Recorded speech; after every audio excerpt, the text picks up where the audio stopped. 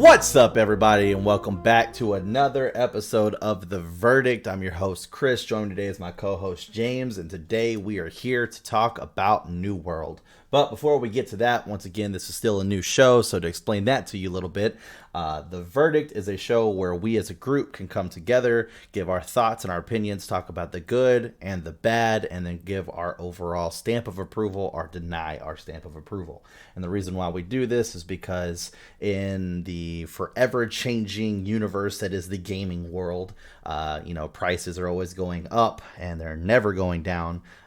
With the new systems coming out, those prices are actually going to be going up by $10 per game. So we are now looking more towards a $69.99 commitment to a game. So this gives you, the viewer, a chance to hear some possible feedback and some thoughts and some different perspectives from some people that you might feel, kind of align with you. Maybe there's a lot of games out there that are zombie survival-ish or whatever like that JJ plays. So therefore you're like, okay, I'm going to listen to what he has to say and take that a little bit more over what Chris has to say. Or, we could be talking about something that's more of an RPG or a JRPG and be like, well, that's Chris's ballpark. I definitely want to hear what he has to say. Or, like when we have JoJo, he's the Nintendo guy.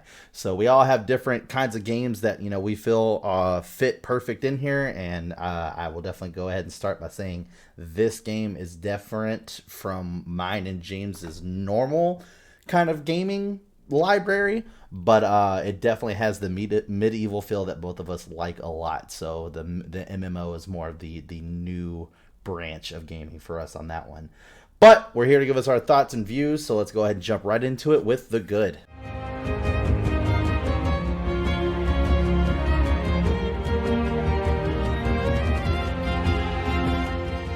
So starting off my list here, I've got the combat system. Combat system, absolutely loved.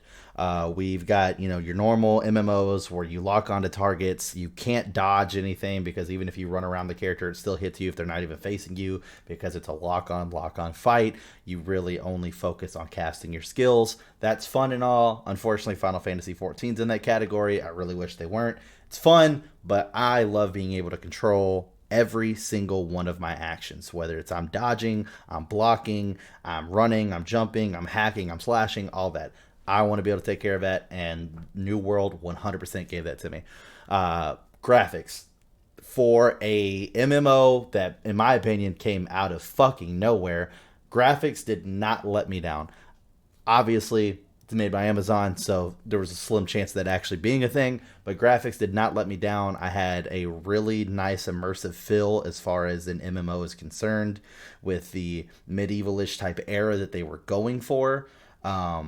There were a couple things they probably could have done to do it a little bit better as far as like adding extra races and stuff like elves and everything else. They really wanted to go the fantasy route, but with that being aside, I felt like I was playing a Skyrim or any Elder Scrolls game for that matter.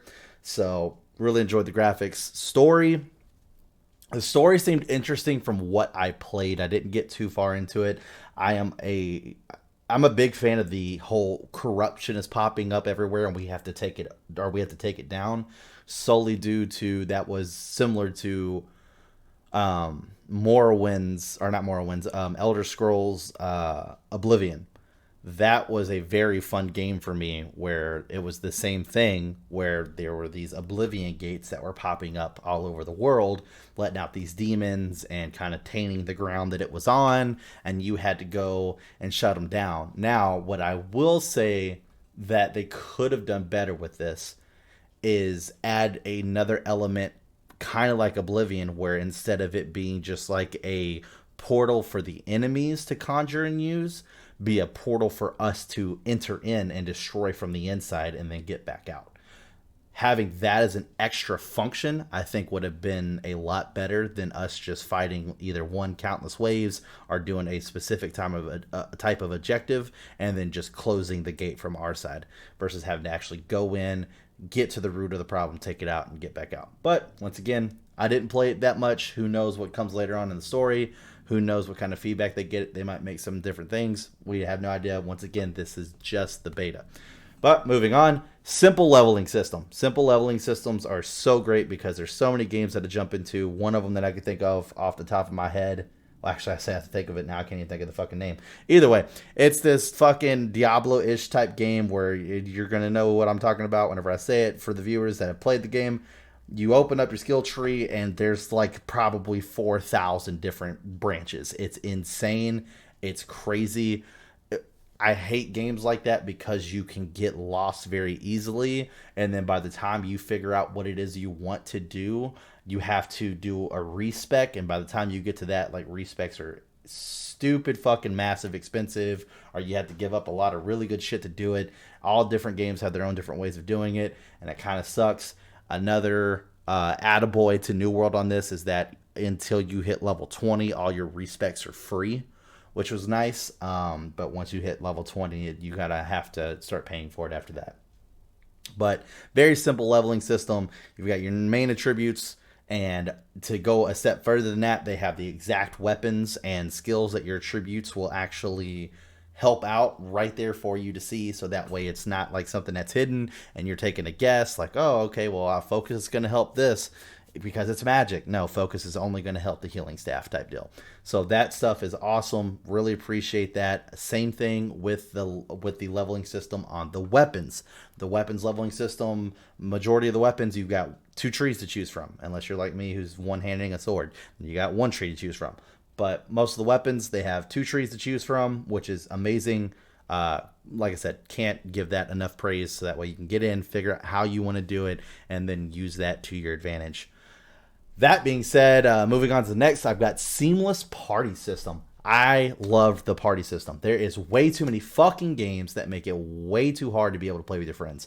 You gotta fucking do this, or you gotta download this, or you gotta do... I mean, I remember there's back in the days when we had to do the fucking log me in Hamachi to get into fucking like Minecraft and stuff. It's simple fucking system. You get in, you add your friend, literally you just click online, send a party, send a party, send a party. That easy. Very, very nice. And I mean, I have yet to seen a cap on a party. My guess is probably going to be 5 due to that's the size of the dungeon, but I'm also not going to say that that's a definite thing because we didn't get a chance to try to go past that. So possibly could be more than 5, might be capped at 5, but you know, we'll see what happens. But regardless, the system itself, very easy to use. Now moving into factions for me. I think the factions are awesome. I think that is going to be one of the biggest things that keeps this game alive and moving forward. It feels like they took a lot of different things from a lot of different games, some MMO related, some not, and took them and put them into this perfect thing that they've kind of concocted here. So you've got your MMOs. Everybody loves hack and slash. So they took hack and slash, threw that in there. The faction system from For Honor, I feel, is what they basically took a lot of inspiration from and threw that in here, and it fucking works. It absolutely works. It definitely made me want to get involved in PvP. I did not get involved in PvP as much as I wanted to due to the fact that we chose a different faction, due to we were told there was going to be lore, which we'll get a little bit more to that on the bad side. But as far as the faction system goes, like, I don't really ever have a big need or want to do PvP, and I actually want to participate in PvP because of that. Now, that transitions into what my next item was, which was PvE to PvE. PvE to PvP. That was stupid easy. It just a simple toggle while you're in town, and you can go from PvE to PvP. One of the things that I did think was kind of weird is that you can't be in a PvE party. If you want to PvP, you have to leave that party. So that's kind of weird to me. It should, in my opinion, be a lot different. I think it would be better if you could be in a PvE party, just toggle whether you want to be PvP or not while you're in town, kind of like how Diablo 2 did. And then, you know, if people were out in the world, they could just fucking fight you, and your team couldn't fight them unless you were actually, you know, PvP as well. Or on top of that, a lot of it was more towards initiating, kind of like a duel. So, but once again, the simplicity is more of what we're talking about here with the good. Very easy to do. One tap of a button and you can switch to either. Doesn't matter. Abilities. Absolutely love the abilities. I think they did really well within each of the weapons on making them, from what I was able to see from certain people playing around us to certain people who I actually knew who were playing with us and seeing them do their skills and abilities. I think they did a really good job of looking at the weapon as a whole and how to best calculate the damage it's going to do, as far as like the sword is slashing damage, the spear is piercing damage, the hammer was, fucking smashing damage or whatever it was. It was all different kinds of damages that made sense to that weapon and skills that worked around it in specific ways. And once again, with the two different trees, you had two different ways that you could play, which is always great, because then it's one of those things where it's like you can have a hammer tank but also have a hammer DPS. You can have, a spear tank or a spear DPS and then kind of more of a spear defender or range type character. So there's different ways that you can play, which is really smart for them to do. But moving into roles, there are no classes, which is interesting. I think that could be something that they might have missed the boat on, because people do like being able to associate themselves with a specific class. That being said, being able to just pick up a weapon, master that weapon, and then move into another weapon if you want to, or even all the weapons if you want to, is pretty cool as well. I'll give them that. So being able to master it, getting all the skills, and being able to switch to whatever you want to, it leaves you to be, kind of a jack of all trades. But like I said, a lot of people like the class system. I'm a big fan of the class system, knowing how specific things should work out. So I do think they kind of missed the boat with that one a little bit. But once again, we're talking about the good of the roles. Being able to just switch to whatever you want to right then and there is nice. Final Fantasy has a system kind of like that, but theirs revolves around your entire armory, which is kind of annoying sometimes. Whenever you're trying to level something else up, you've got to get that class all the way up to the top. So for instance, if we're trying to run a dungeon and we need a healer, I have to have a healer with gear and healing item to level all the way up. Versus in New World, it's like, we need a healer, I just have to have a healing staff leveled up enough so that way I can heal people. I can easily just throw that on my secondary weapon and continue to go in the way that I want to. Very easy to do. So the simplicity is definitely there. Amazon owned. I mean, can't argue with that. It's Amazon owned, so we know that bugs, glitches, updates, stuff like that, they're gonna put money into it. They're not just gonna randomly throw a fucking MMO out there to the wind. Obviously, they're not gonna have a full Amazon budget behind it, but it's going to get very much love and be very well taken care of. So I'm not too worried about that. So that is a very big plus for this MMO, as far as its 1, health, and 2, longevity. Should be good to go. And then my biggest win, which I wish more games would do this, would be the Twitch integration.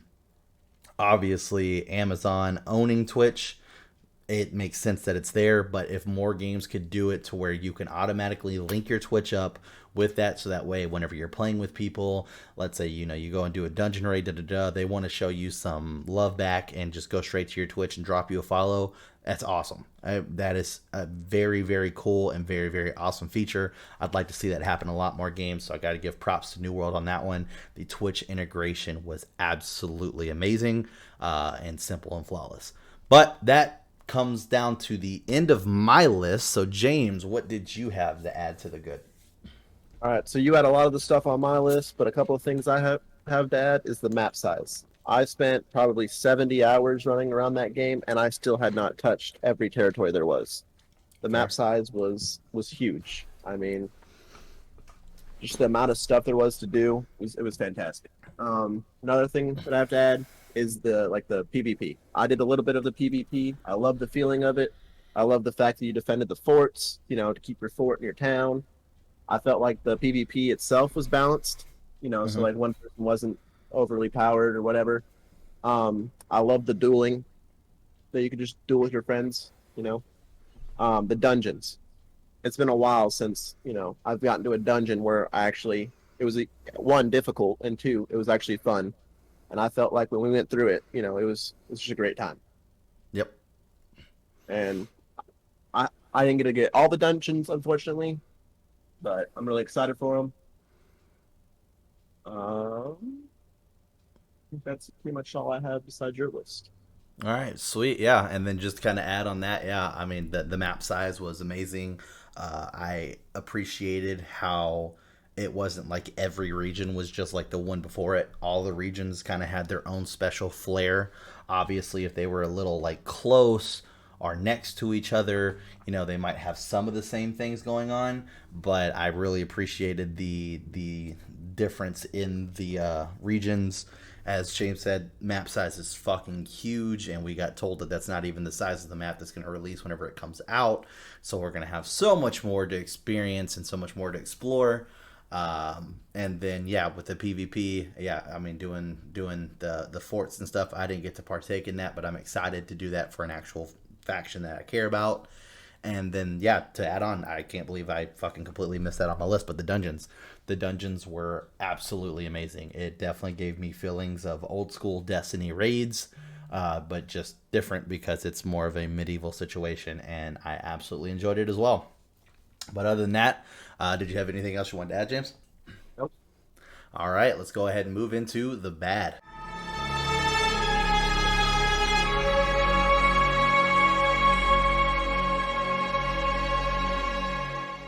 For me, I feel like there should be some kind of shop or NPC shop rather than what the players are selling. I feel Mm-hmm. like if there's a certain item that is popular, you're not going to really find that in the shop. And if you do, it's going to be ridiculously expensive. Mm-hmm. Which brings me to the second topic, gold. I mean, there's nothing really you can use gold for except for buying a house. I feel like there should be more of a way to use gold besides just, buying territories. That's Um, fair. Another item is quests. If there's a certain quest that you have to go pick up an item from like an animal, that one animal drops Yes. one item. If there's six people out there getting it, you have to fight everybody for that one item it drops. Mm-hmm. I feel like they should make it to where those animals drop shared loot for quests. Um, Another one, fast traveling. I feel like either they should make it cheaper or make it easier to get the stuff.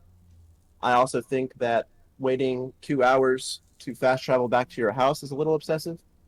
I feel like they should limit that down. And weapons. I feel like there was a severe lack of weapons in the beta. They may release more, who knows? But there's like times where you'd be playing like I really wish I had this weapon, and then you'd fight an enemy that had that weapon. Mm-hmm. So yeah, that brings the end of my list. Chris, do you have anything to add? Yeah, I mean, you hit a lot of items on my list, and you actually hit a lot of items I didn't have on my list, but I had huge complaints about. Main one being the fucking animals, like Scratchy the bear. Yeah, I can't remember how many times I had to sit there and wait for me to finally get to fucking skin one myself. But yeah, so to kind of move on to mine, yeah, to add to James, I mean, the top one for mine for sure was weapons. That was kind of a letdown. Once again, this is a beta, so we have to keep that in mind with moving forward. But yeah, I mean, there was really like maybe a total of 8 to 10 weapons. Really not a lot to go off of. Obviously, the alpha had some different weapons than we had in the beta, which means that obviously, they're kind of testing different ones out, which is completely fine.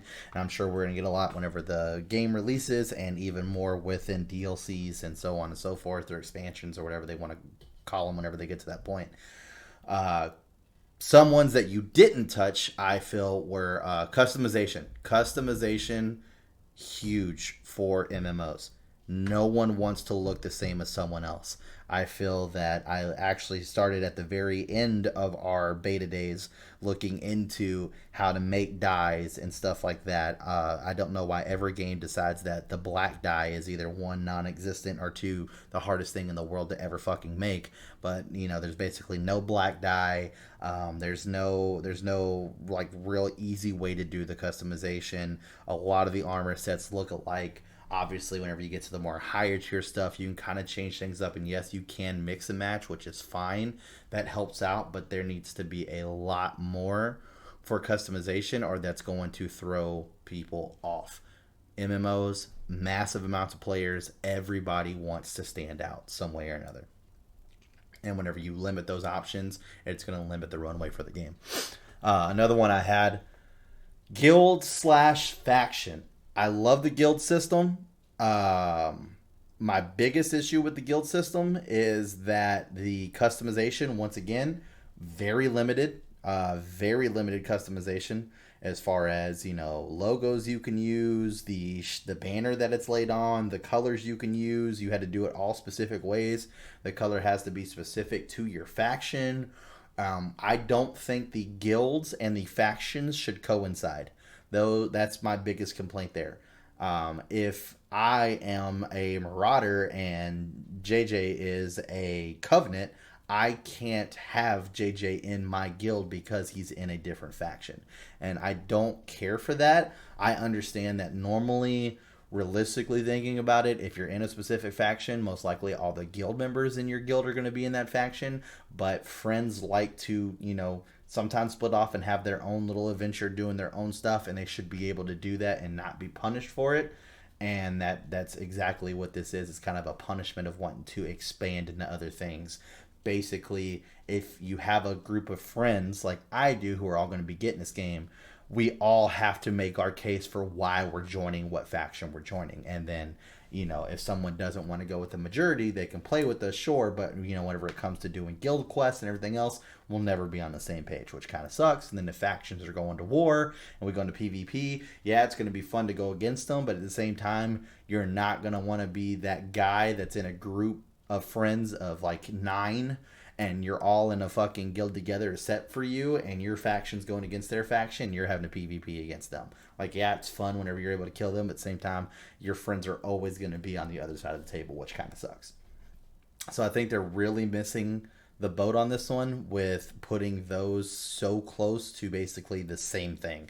There really isn't a difference between a guild and a faction in this game besides the fact that you can make a guild. It's basically the same thing, and it kind of sucks. It honestly kind of sucks. I think that they need to separate that so that way the guild can exist as its own thing, and you can move forward with that versus it being basically just like a smaller branch of a faction. I think they looked at it as, we'll do factions, and then the factions will have its own guilds inside of it that help run and push the factions. You don't need that. The faction will have its own little party system inside of it to begin with anyway. You didn't need to make the guild part of that. So, yeah, I definitely think that limits a lot of back and forth with the players, which is unfortunate. Faction quest. This is my biggest bad. My biggest bad. There was a lot of talk, especially from developers, that there was going to be some cool lore behind the factions. So far from what we've seen, there is zero. Unless the lore that they're talking about is when you go to level up, because then you get a special, like, go eliminate this person quest. That's not good enough. That's not good enough to consist as, this is great lore for whatever. Big miss there for me. Big miss. I think that they have some cool faction history in each one, a little bit of history, to where they could have made some cool lore that even intertwined with factions and possibly even led you to do like raids on other faction like headquarters that didn't necessarily involve players. It could have just involved it would have to be just PvE, but involved like actual NPCs and stuff from other factions, which would have been cool. So yeah, I think they missed the boat with the faction quest. They definitely went a lot more MMO with it, which that's gonna be the case anyway. It is an MMO, but they had a chance to at least do something different with that, which I would have think drove these factions even further away from anything else any other MMO has, and made it harder for anybody else to catch them. But that's kind of what I have. The last thing I have on here, it's kind of hard to talk about, which is just the bugs in general. There were a lot of bugs, but once again, it's a beta. You can't base the game on the bugs of a beta. That's what a beta is there for. But there were a couple things that were annoying as far as them not being able to set out appropriate times. One of the things that I wanted to talk about for sure that they absolutely have to fix, 100% have to fix, is you cannot have routine server maintenance on a prime time day. You just can't. Doing a server maintenance at any time between Friday to Monday is just absolute MMO suicide. Just absolute. That's the weekend, and we were playing late night Saturday night and hit a scheduled server maintenance time. Like that's just a terrible time. The majority of MMOs I know all do the same thing, where they all do it like fucking 3 o'clock in the morning on like a Tuesday. Makes so much more sense than doing it like on a Saturday. It's fucking terrible. That absolutely has to change. Like I said, there were a lot of bugs, but once again, I don't want to get deep in the weeds on that, just due to the fact that, once again, it's a beta. There's meant to be bugs. You're meant to find them, report them, so that way you can help make your game better. Which, I guess, to add one more thing to my good column earlier, would be that every time you exited the game, it immediately brought up the server or these survey page in your preferred browser to let you, launch a complaint or whatever you wanted to do to give some form of feedback, which is great. But other than that, that's what I had for the bad. Did you have anything else to add on that, James? Yeah, so a couple of things, or one thing I should say, is with companies or factions, I don't like Mm-hmm. the fact that you have to rely on them to pick what stations get upgraded. I feel like if you want to grind out some food that, is really good for healing and energy, you have to wait for that faction or guild, whoever owns that town, to decide, hey, let's upgrade that to a level 5 over this. And I feel like there should be a way, whether it be in your personal house or your camp, to have like a personal section to upgrade something. Right. I don't know if that'd be possible, but I think what would be better is everybody who put in money would get a proxy to vote on what gets upgraded. I think that would probably be the fairest way to do it. It still wouldn't necessarily resolve your problem, but I think that would probably be the only fair way to do it, is everybody that actually put in money, whenever you got to upgrade something, it would send a notification to each person, and then everybody could vote, and then whatever had the highest votes got upgraded. yeah. So, once again, like I said, doesn't fix it, and if something tied, then it would take everything else off and force, like these are the two. So, like for instance, if you voted the cooking station, but yet everybody else voted like smithing and smelting, then obviously your vote is going to go to one that, it's going to break the tie. That's an automatic tiebreaker at that point. So, that's the only way I can see them possibly making that better. But, I mean, the system's not going to be perfect, but I agree. I mean, it is one of those games where it seems like being active in chat and gaining influence quick will influence your own specific gameplay and your party's gameplay, but anybody that gets to the game late is pretty much at the whims of whoever is the head honcho, da da da da da da. I mean, obviously you can do stuff, where we get more into like some barbarian-ish type territory where it's like, I'm gonna fucking duel you, and whoever fucking wins now gets to choose, what the fuck happens. But then you gotta hope that they, accept it, and who knows? Maybe they don't want to accept it, and there's huge blowback from that, and everybody thinks that they're fucking too scared to fucking fight, so then they go with the other person anyway. I don't know. I don't know, man. It'd be interesting to see how that kind of turns out as far as mentality with the players in general. So I guess we'll just have to wait and see. But yeah, I understand what you're saying. It does suck because there are a lot of things that you have to level up in order to be able to get better stuff. And if somebody else is trying to do something other than what you're doing, it could be a very long time with how many stations there are and how long it takes to complete a station. So it could be a very long time before it gets around to leveling up specifically what you're looking for. So yeah, I understand where you come from on that one. But yeah, that's pretty much all I had for the bad. Yep. So, All right, sweet. Well, let's go ahead and jump right into the stand.